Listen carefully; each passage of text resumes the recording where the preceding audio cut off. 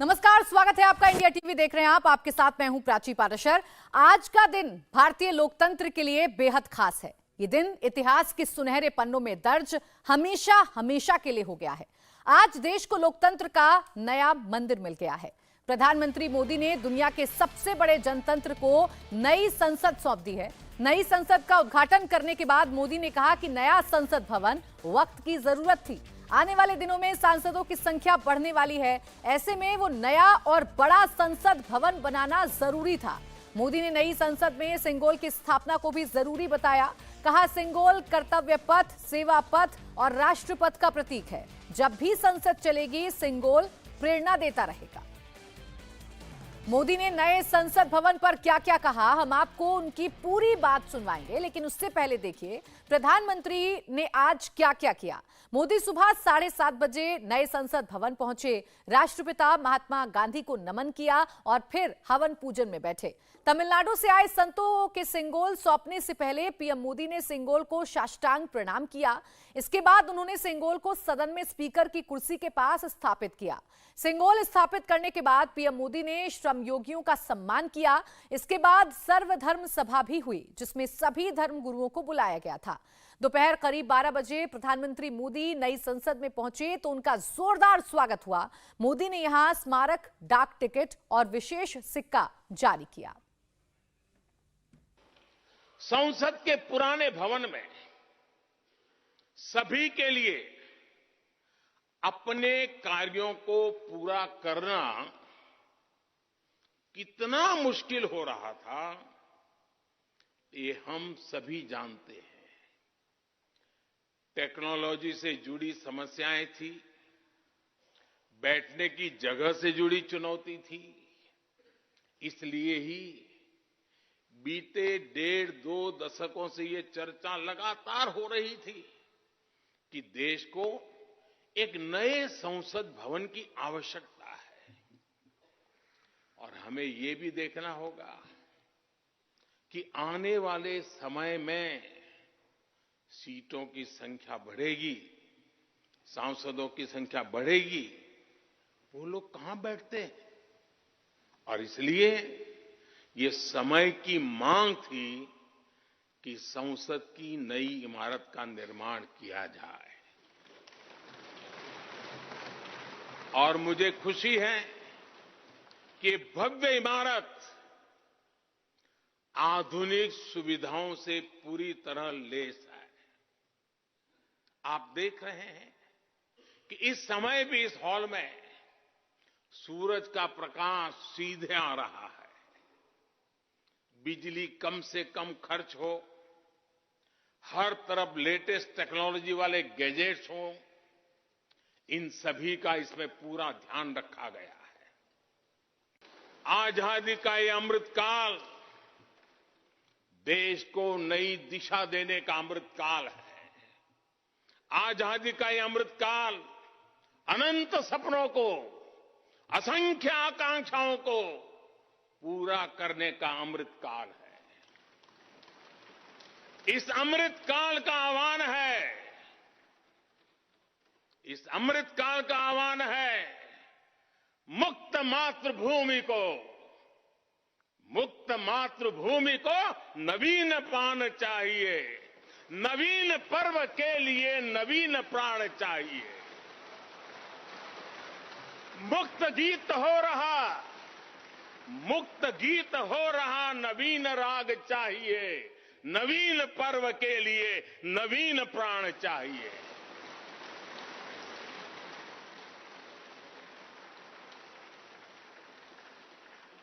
और इसलिए भारत के भविष्य को उज्जवल बनाने वाली इस कार्यस्थली को भी उतना ही नवीन होना चाहिए,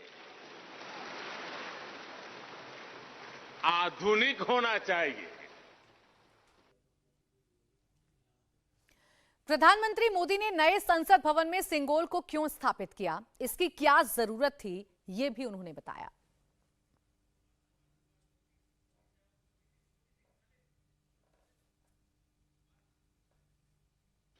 कुछ देर पहले संसद की इस नई इमारत में पवित्र सेंगोल की भी स्थापना हुई है।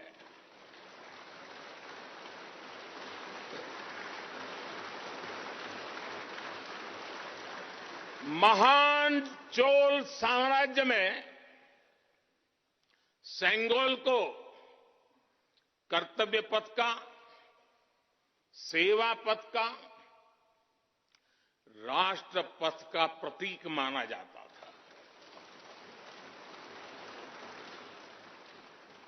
राजा जी और आदीनम के संतों के मार्गदर्शन में यही सेंगोल सत्ता के हस्तांतरण का प्रतीक बना था।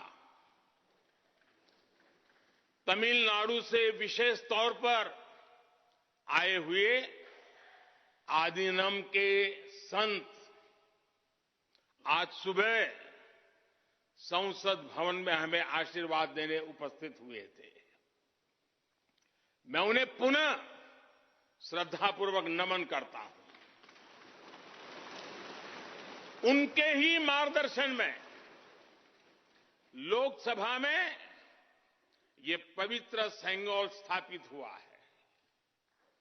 पिछले दिनों मीडिया में इसके इतिहास से जुड़ी बहुत सारी जानकारी उजागर हुई है।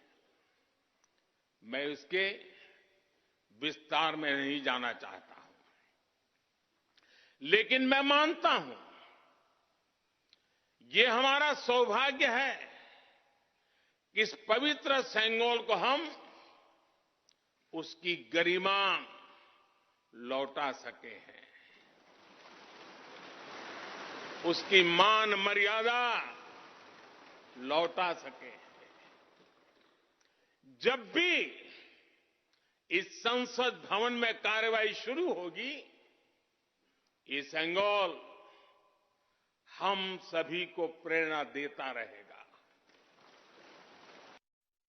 नए संसद भवन को देखकर हर भारतीय गौरव से भरा हुआ है। इस भवन में विरासत भी है, वास्तु भी है, इसमें कला भी है, कौशल भी है, इसमें संस्कृति भी है और संविधान के स्वर भी है। आप देख रहे हैं कि लोकसभा का आंतरिक हिस्सा, यहां भी देखिए, यहां भी देखिए, राष्ट्रीय पक्षी मोर पर आधारित है। राज्यसभा का आंतरिक हिस्सा राष्ट्रीय फूल कमल पर आधारित है और संसद के प्रांगण में हमारा राष्ट्रीय वृक्ष बरगद भी है। हमारे देश के अलग अलग हिस्सों की जो विविधता है, इस नए भवन ने उन सबको समाहित किया है। इसमें राजस्थान से लाए गए ग्रेनाइट और बलुआ पत्थर लगाए गए हैं। ये जो लकड़ी का काम आप देख रहे हैं ना, वो महाराष्ट्र से आई है। यूपी में भदोही के कारीगरों ने इसके लिए अपने हाथ से कालीनों को बुना है।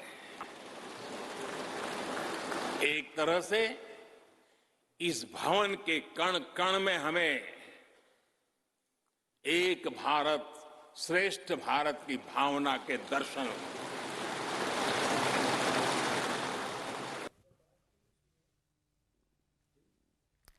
नई संसद के उद्घाटन के बाद पीएम मोदी ने कहा कि ये सिर्फ भवन ही नहीं बल्कि 140 करोड़ हिंदुस्तानियों की उम्मीदों का प्रतीक है। साथियों,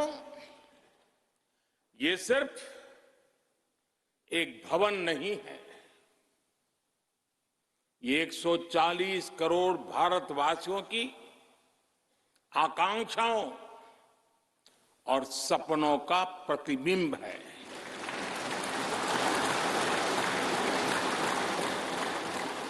ये विश्व को भारत के दृढ़ संकल्प का संदेश देता हमारे लोकतंत्र का मंदिर है।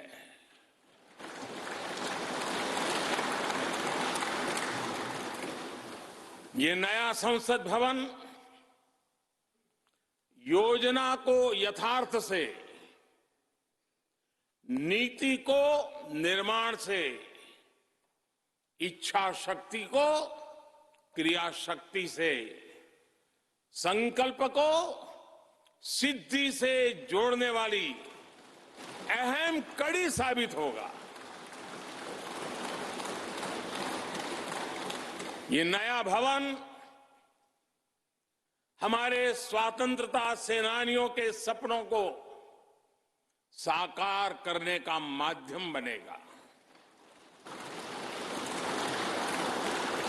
ये नया भवन आत्मनिर्भर भारत के सूर्योदय का साक्षी बनेगा।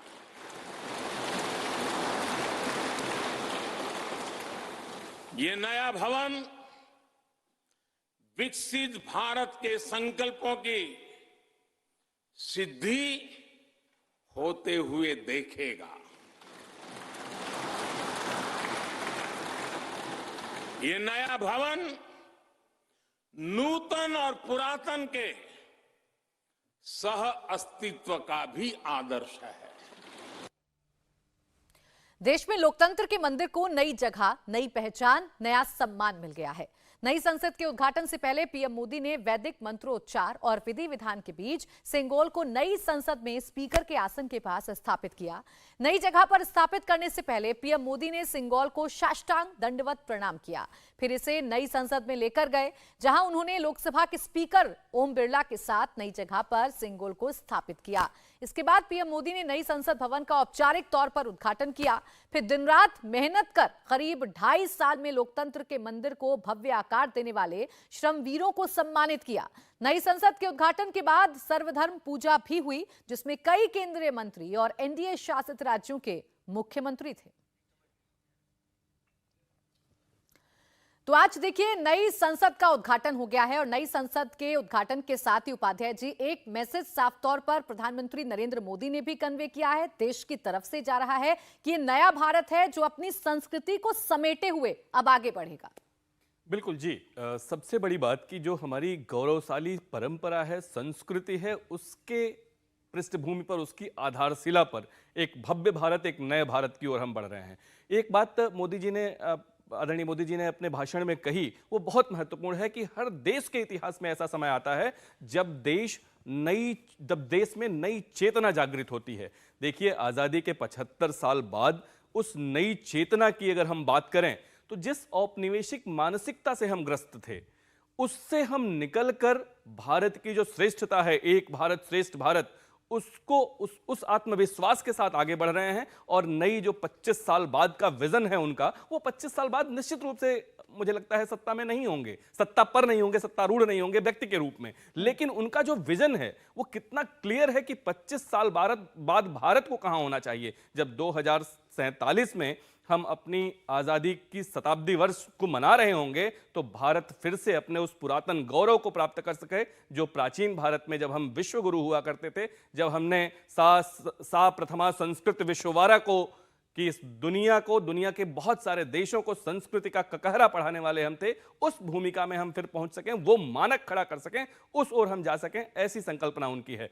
इसलिए ये बहुत महत्वपूर्ण दिन है जब हम भारत को एक नए फेज में जाते हुए देख रहे हैं। उन पे आरोप लगाया जा रहा है कि वो राज्याभिषेक करा रहे हैं। जो व्यक्ति राजपथ को बदलकर, सौभाग्य से प्राची जी उस दिन भी मैं आपके साथ था, कि राजपथ को बदलकर कर्तव्य पथ रखने का साहस करता हो, वो केवल एक प्रतीक, जो सिंगोल है, बार बार कहा जा रहा है कि वो कर्तव्य पथ, राष्ट्रपथ, न्याय पथ, समृद्धि और सच्चाई का परिचायक है, उसका प्रतिबिंब है। इसलिए उसके माध्यम से एक नई प्रेरणा हम प्राप्त करते रहेंगे कि प्राचीन भारत में किस तरह की गौरवशाली परंपरा थी जब हमने दुनिया को उसका पाठ पढ़ाया था, संस्कृति का ककहरा पढ़ाया था। उसको उस आधार भूमि पर, जो बहुत मजबूत आधार भूमि है, नए भारत का नया भवन खड़ा होना है। दुनिया के सामने एक नई इबारत लिखी जानी है। नई इबारत लिखी जा रही है देवेंद्र, लेकिन जो सियासी विरोधी हैं वो अब सिंगोल को लेकर ही हमलावर हो गए हैं। और जो तस्वीर इस वक्त हम टेलीविजन स्क्रीन पर भी दिखा रहे हैं और जिस तस्वीर की सबसे ज्यादा चर्चा हो रही है कि पीएम ने दंडवत प्रणाम किया, साष्टांग प्रणाम किया, अब उस तस्वीर को लेकर भी निशाना साधा जा रहा है कि ये आगे नहीं बल्कि बहुत साल पीछे भारत को धकेला जा रहा है मौजूदा सरकार की तरफ से। और मौजूदा सरकार में जो सत्ताधारी पक्ष है बीजेपी, उसकी बात करें तो उनकी पूरी की पूरी आइडियोलॉजी प्राची इसी बात पर निर्भर करती है। वो प्राचीन भारतीय संस्कृति गौरव की बात वो करते हैं। ऐसा नहीं है कि यहाँ पे इस बार इस मामले में कुछ नयापन दिख रहा हो।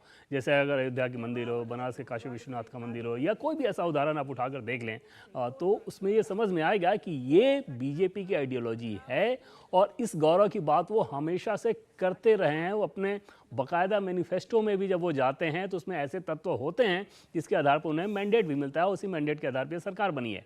ऐसे में नयापन उधर से नहीं है, नयापन इधर से ज़रूर है कि जिस चीज़ को पंडित नेहरू को दी गई थी और उस समय जाहिर तौर पर पंडित नेहरू की सहमति से हुआ था, उन्होंने उस समय उसको अच्छा समझा, तब उसको उस रूप में लिया।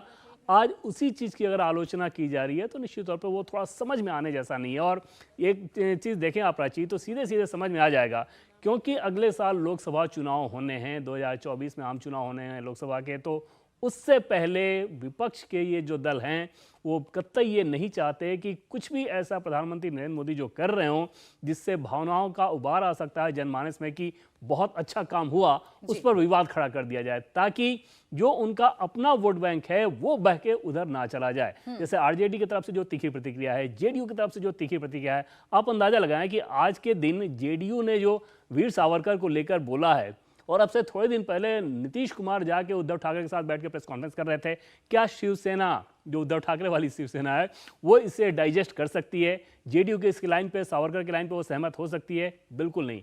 लेकिन क्योंकि इस पूरे आयोजन को लेके एक विवाद खड़ा करना था, अन्यथा आज देश में हर कोई यही चर्चा करता कि देखो कितना शानदार पार्लियामेंट है। तो वैसे में आप अभी मैंने थोड़ी देर पहले प्राची देखा कि विदेशों से कुछ एनआरआई के कमेंट आ रहे हैं कि हमें बड़ा गर्व हो रहा है। जो विदेश में बैठा है एनआरआई भारतीय, उसको गर्व हो रहा है। जो देश में विपक्षी दल हैं, जो सांसद हैं, जिनको बैठना है बिल्कुल, और इसी नैरेटिव को बदलने की कोशिश विपक्ष कर रहा है और इसीलिए इस तरीके के बयान आज सुबह से ही फ्लोट हो रहे हैं जब से प्रधानमंत्री नरेंद्र मोदी नए संसद भवन में पहुंचे हैं। और ये वो तस्वीरें हैं जिस पर विपक्ष जरूर हमलावर है, लेकिन ये तस्वीरें आपको गौरवान्वित करती हैं। ये तस्वीरें आपको भारत की संस्कृति पर गर्व महसूस कराती हैं। जब देश के प्रधानमंत्री नरेंद्र मोदी साष्टांग प्रणाम करते हैं, दंडवत प्रणाम करते हैं, सिंगौर के आगे वो अपने साष्टांग प्रणाम को दिखाते हैं, इससे समझ में आता है कि भारत की संस्कृति उनके लिए कितने मायने रखती है और सिंगौर का नई संसद भवन में स्थापित होना कितना जरूरी भारत के लिए है, भारत की संस्कृति के लिए है।